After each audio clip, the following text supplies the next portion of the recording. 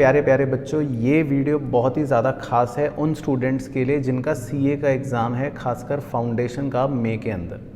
तो देखो बच्चों, लास्ट 15 दिनों के अंदर अब इस वीडियो में मैं ये बताने वाला हूँ कि बेसिकली किन बातों का ध्यान रखना है। देखो, प्रिपरेशन अब मैटर बिल्कुल भी नहीं करती है, to be honest, it's all your mindset.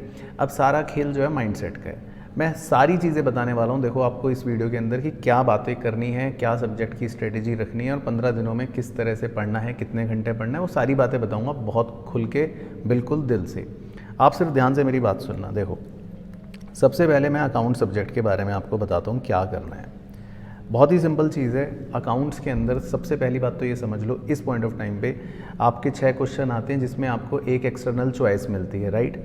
तो अगर आपको कोई भी एक चैप्टर नहीं आता, बहुत सारे बच्चे कहते हैं कि सर हमको सिंगल एंट्री वाला चैप्टर मुश्किल लगता है, कुछ बच्चे कहते हैं सर हमको एनपीओ वाला चैप्टर मुश्किल लगता है, कुछ बच्चे कहते हैं सर हमको पार्टनरशिप वाला मुश्किल लगता है, मतलब आप परेशान हो किसी एक चैप्टर को लेके। तो सबसे पहले तो भाइयों बहनों, बिल्कुल फ्री होके आराम से, अब एक चैप्टर अगर मुश्किल लग रहा है ना तो छोड़ दो, मत लो टेंशन, फ़ायदा नहीं है। पता चला सारी टेंशन उस एक चैप्टर के अंदर लग रही है और जो कर सकते हैं ढंग से वो छूट रहा है। छोड़ दो, मत करो, कोई दिक्कत नहीं है। चॉइस आएगी, ज़्यादा से ज़्यादा चॉइस में उड़ा दोगे, ठीक है। अब दूसरी चीज़ इंपॉर्टेंट क्या ध्यान रखनी है, कुछ चैप्टर्स ऐसे हैं जो आपको एग्ज़ाम में अगर आते हैं तो उनका क्वेश्चन पहले करना है, ध्यान रखना, पहले सॉल्व कर लेना। देखो, जब आप एग्जामिनेशन में बैठते हो, खासकर अकाउंट्स के पेपर में, पहला पेपर होता है, बहुत ज़्यादा ज़रूरी है कि शुरू के 1-2 क्वेश्चन में आप ऐसे क्वेश्चंस करो जिसमें टाइम कम लगे, मार्क्स ज़्यादा मिले। चाहे आपको क्वेश्चन बहुत अच्छे से आता हो, पर अगर कोई बड़ा क्वेश्चन उठा लिया जो लेंदी है और उसमें हल्का सा फंस गए तो 1 घंटा खा जाएगा वो क्वेश्चन। पेपर पक्की बात है, लिख के ले लो, छूट जाएगा। रिस्क बिल्कुल नहीं लेना है। सिंपल से मैं कुछ चैप्टर्स बता रहा हूँ। देखो, अकाउंट्स में क्या करना है, चैप्टर 3 पकड़ लो, बीआरएस, चैप्टर 4 पकड़ लो, इन्वेंट्री, चैप्टर 6 पकड़ लो, बिल्स ऑफ एक्सचेंज।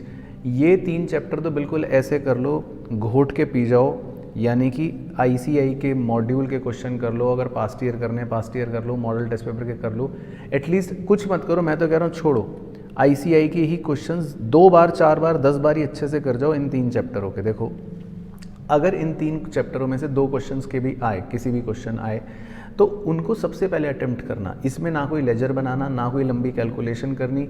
बीआरएस हो, इन्वेंट्री हो या बिल्स ऑफ एक्सचेंज, वही चीज़ें हैं। बिल्स ऑफ एक्सचेंज में वही एंट्रियाँ लिखनी है, कोई कैलकुलेशन नहीं, सीधे अमाउंट है। इन्वेंट्री में वही फॉर्मेट है, कोई कैलकुलेशन लेजर नहीं है, बस प्लस माइनस सोचना है। बीआरएस में वही फॉर्मेट है, बस प्लस माइनस सोचना है। सबसे पहले ये क्वेश्चन सॉल्व करना। बाकी क्वेश्चन 1 जो कंपलसरी होता है ट्रू फॉल्स वाला, वो भी इजी होते हैं, थ्योरी वो कर लेना। बहुत लगे बहुत लगे बहुत लगे, कुछ बच्चों को कंपनी अकाउंट्स का इशू ऑफ शेयर आसान लगता है, वो कर लेना।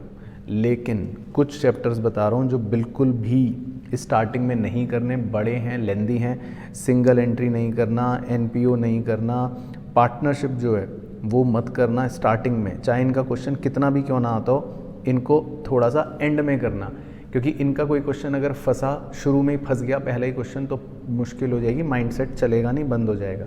तो बस इतनी सी स्ट्रेटेजी रखो अकाउंट्स के अंदर। और कितने घंटे पढ़ना है, देखो डेली कोशिश से कोशिश करो 3 से 4 घंटे भी अगर आप पढ़ रहे हो तो मोर देन सफिशिएंट है। कुछ अतरंगी नहीं करना, सिंपल है, स्टेप्स बना लो। पहला है, सारे चैप्टर अच्छे से कर लो, एक चैप्टर की टेंशन है छोड़ दो। स्टेप 2, एक बार आईसीआई के क्वेश्चंस देख जाओ, रिवाइज कर लो, वो भी कंप्लीट हो गया। तो स्टेप 3, फिर अब आ जाओ मॉडल टेस्ट पेपर क्वेश्चंस पे या पीवाईक्यू क्वेश्चंस पे, वो भी कंप्लीट हो गए अच्छे से। तो बस थ्योरी पढ़ते रहो, ट्रू फॉल्स करते रहो और क्वेश्चंस रैंडमली बीच बीच में अलग अलग चैप्टरों के करते रहो। मॉक पेपर जिसको बोलते हैं, ऐसा बस सिंपल, कुछ नहीं करना, ये हो गया ख़त्म। अब आ जाओ देखो लॉ के अंदर।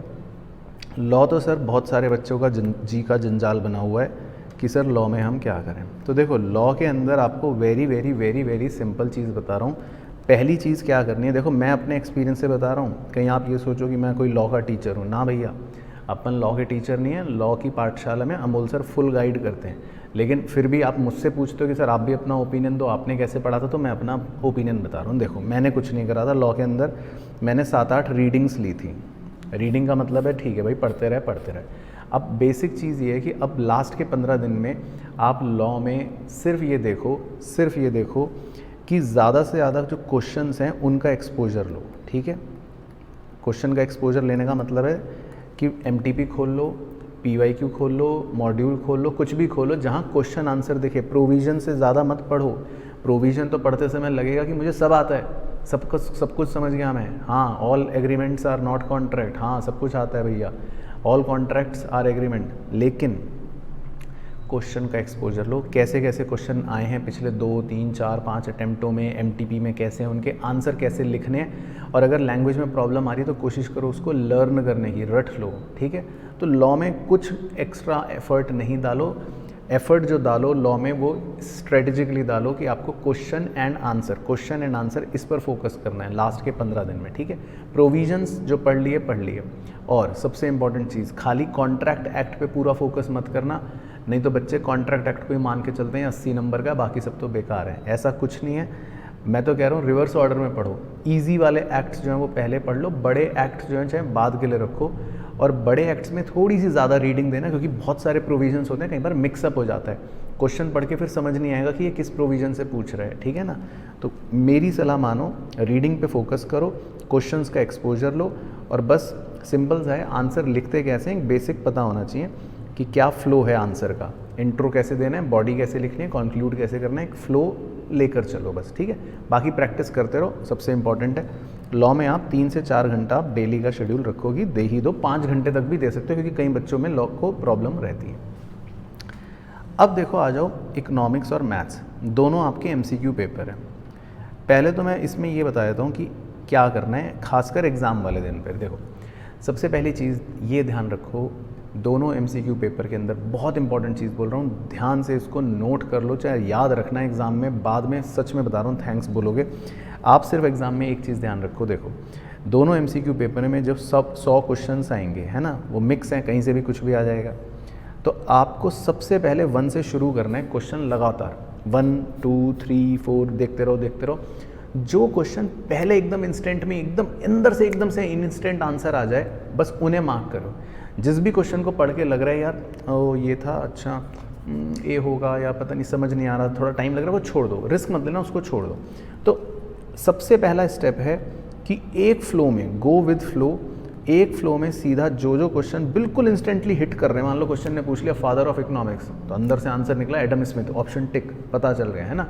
ऐसे निकलने चाहिए आंसर, ऐसे वाले सारे क्वेश्चंस कर लो एक फ्लो में, 1 से लेकर 100 तक। तो अगर आपके वो पहले ही इंस्टेंट क्वेश्चन 40 से 50 या उससे ज़्यादा सही हो रहे हैं, तो फिर आप काफ़ी सेफ जोन में आ जाओगे। फिर जब सेकेंड राउंड में आपको रिमेनिंग 40-50 क्वेश्चंस करने होंगे, सोच के करने वाले, तो आप उसमें थोड़े बहुत तुक्के भी मार पाओगे। क्योंकि देखो कई बार एग्जाम में क्या होता है, क्वेश्चन छोड़ना बड़ा मुश्किल होता है, खासकर MCQ में। और बहुत सारे बच्चे क्या गलती करते हैं बताता हूँ, आपने पहली बार क्वेश्चन सारे कर लिए, लेट से आप सिर्फ 20-25 क्वेश्चंस कर पाए, अब 70 क्वेश्चंस बचे हैं जिसमें दिमाग लगाना है। अब उन 70 में क्या होता है, कुछ आप ठीक कर लेते हो दिमाग दुमुक लगा के, लेकिन फिर आप सोचते हो यार अभी तो 40-50 क्वेश्चन ही हुए हैं, 50 क्वेश्चंस बचे हैं, कुछ तो तुक्के मार देता हूँ, कुछ तो परम्यूटेशन लगा लेता हूँ, ऊपर के 3 C थे तो अगले वाले का B लगा देता हूँ, तो कुछ भी आप सोचते हो रैंडमली, मार्क्स कट जाएंगे। रिस्क मत लेना, मैं आपको बिल्कुल रामबाण दवाई दे रहा हूँ, रिस्क मत लेना।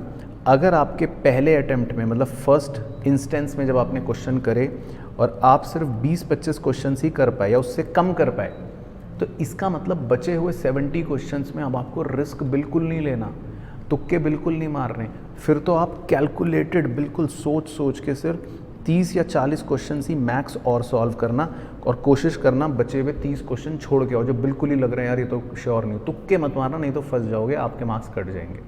और अगर आपके पहले इंस्टेंस में आप बिल्कुल श्योर थे यार 50 क्वेश्चन तो बिल्कुल 1 शॉट में सही हो गए, फिर बचे हुए 50 क्वेश्चन में आप थोड़ा बहुत तुक्के मार सकते हो, थोड़ा दिमाग लगा के कर सकते हो, थोड़ा सा मतलब चांस ले सकते हो, क्योंकि अगर मार्क्स कटे भी गलत के तो आप थोड़ा सेफ्टी जोन में हो।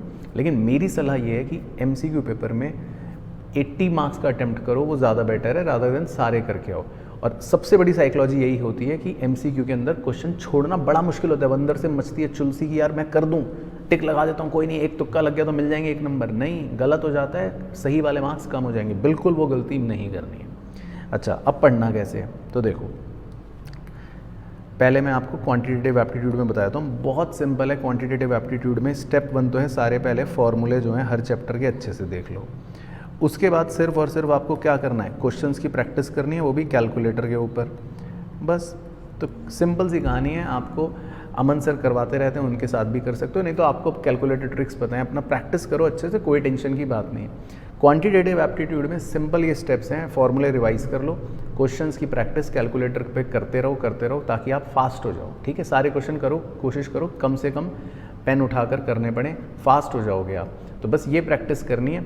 सबसे पहले आईसीआई के क्वेश्चन खत्म कर लो, वो हो जाए पीवाई के क्वेश्चन कर लो, बहुत लगे एमटीपी के क्वेश्चन कर लो, बस। तो क्वांटिटेटिव एप्टीट्यूड में तो सिर्फ क्वेश्चंस करना है, बाकी उसमें स्ट्रेटेजाइज करने के लिए अपने हिसाब से कुछ ईजी चैप्टर्स निकाल लो, जो भी आपको लगता है, आपको एलआर ईजी लगता है वो कर लो, स्टैट्स के कुछ ईजी लगते हैं वो कर लो, जो थोड़े से मीडियम लगते हैं उसके बाद वो करना, जो सबसे हार्ड चैप्टर्स लगते हैं ना उनको लास्ट के लिए छोड़ दो, क्योंकि थोड़े से ही क्वेश्चन आएंगे उसमें से, तो उनके लिए अभी से टेंशन बिल्कुल भी मत लेना, राइट। तो ये क्यूए के अंदर इस बात को ज़रूर फॉलो करना। और इकनॉमिक्स में तो अगर मैं बोल दूंगा तो फिर आप कहोगे कि सर आप अपनी तारीफ़ कर रहे हो, तो मैं इसलिए फिर भी लेकिन बोल रहा हूँ, चाहे तारीफ़ समझो चाहे कुछ ही समझो, मुझे नहीं पता। मैंने जो नोट्स लिखवा रखे हैं, ठीक है, आप उसकी अगर रीडिंग लेते रहो बिना समझे, मैं तो कह रहा हूँ बिना समझे रीडिंग लेते रहो, 8, 9, 10 बारी, जितनी बार मन करे।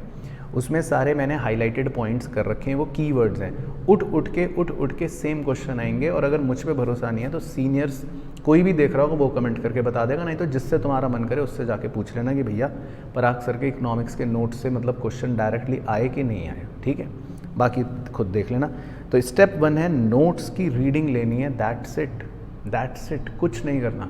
अब मान लो नोट्स की रीडिंग हो गई, आपको लगता है नोट्स मेरे कंप्लीट हो गए, परफेक्ट हो गया हूँ मैं, बिल्कुल राजा बन गया हूँ, तो ठीक है, फिर एक बार गो थ्रू कर लो आईसीआई की बुक, बहुत ही ज़्यादा सेफ्टी मार्जिन के लिए, ठीक है, और आपके 5-7 नंबर बढ़ जाएंगे। क्वेश्चंस कर लो आईसीआई के एक बार बिना देखे, और बहुत लगे तो एमटीपी के क्वेश्चंस कर लेना। बाकी जो टेस्ट पेपर्स अगर हैं, अगर हमारे वाले कर लेना, नहीं तो आसानी से कहीं पे भी मिलते हैं वो कर लेना, मतलब क्वेश्चंस का एक्सपोजर लेना है, दैट्स इट।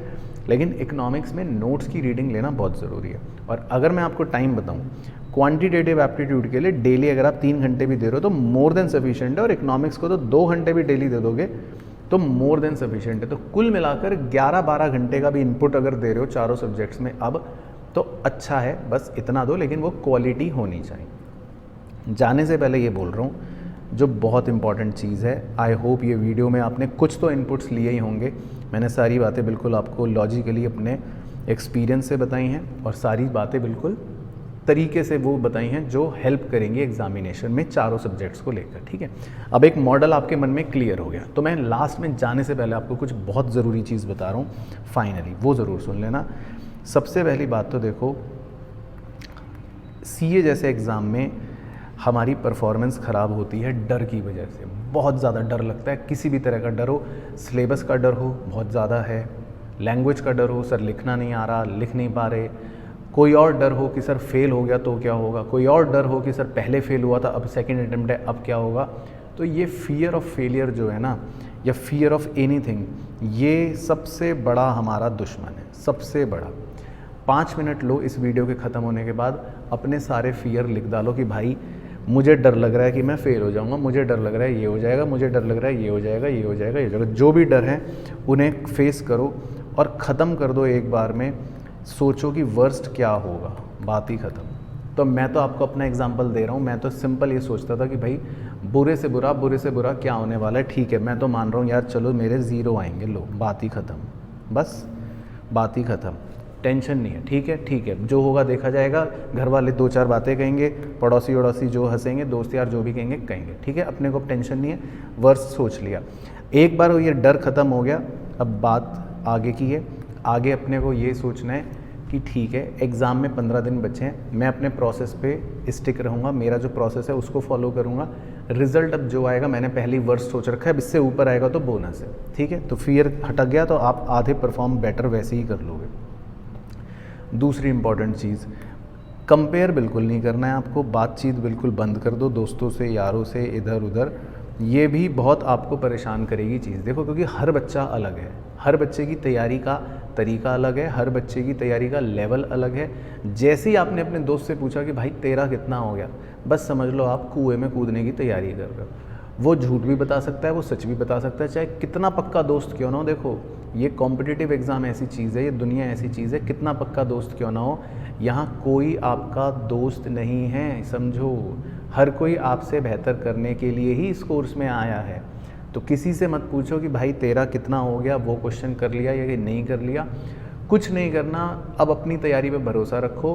बिलीव मी, अगर आप किसी से कंपेयर नहीं करोगे, अपने आप को आइसोलेट कर लो, बिल्कुल अपने ऊपर भरोसा रखो, बस ठीक है मैं जो कर रहा हूँ वो सही है, वही है, उसी से सिलेबस से पेपर आने वाले हैं। तो कुछ भी सही बता रहा हूँ, टेंशन नहीं होगी, प्रेशर नहीं होगा। टेंशन प्रेशर नहीं होगी तो आपका परफॉर्मेंस अच्छा निकलेगा, दैट्स इट। और कोई मोटिवेशन की ज़रूरत नहीं है कि हाँ मुझे माता पिता के लिए कुछ करना है, कुछ नहीं, सब प्रेशर देंगी चीज़ें, कुछ नहीं करना, अपना सिंपल प्रोसेस पे फोकस करना है।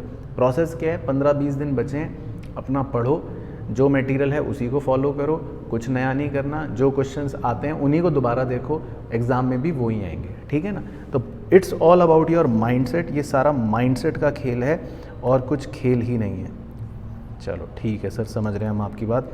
तो अब मुझे जल्दी से कमेंट कर देना, आपने वीडियो अगर देखी तो भी, नहीं देखी तो भी शेयर कर देना, ठीक है सर। और बता ज़रूर देना कि मेरी बातों को आप फॉलो करोगे कि नहीं करोगे, ठीक है। बाकी जाने से पहले अकाउंट्स और इकोनॉमिक्स और मैथ्स और लॉ सभी के बहुत जल्दी मैराथन सेशंस रखने वाले हैं आपके मई के लिए भी, यूट्यूब पर ही। तो और अपनी तैयारी में आपके 4 चांद लग जाएगी, तो उसकी चिंता मत करना। लेकिन फॉर द टाइम बिंग जो बातें बताई हैं इनका ज़रूर ध्यान रखना, ठीक है मेरे भाइयों बहनों। चलो, तो ऑल द वेरी बेस्ट अपने मई एग्ज़ाम के लिए, जम कर दो, बस बिना टेंशन के दो। सबसे इंपॉर्टेंट वो है, रिजल्ट जो आएगा वो बेस्ट आएगा, ठीक है। All the best.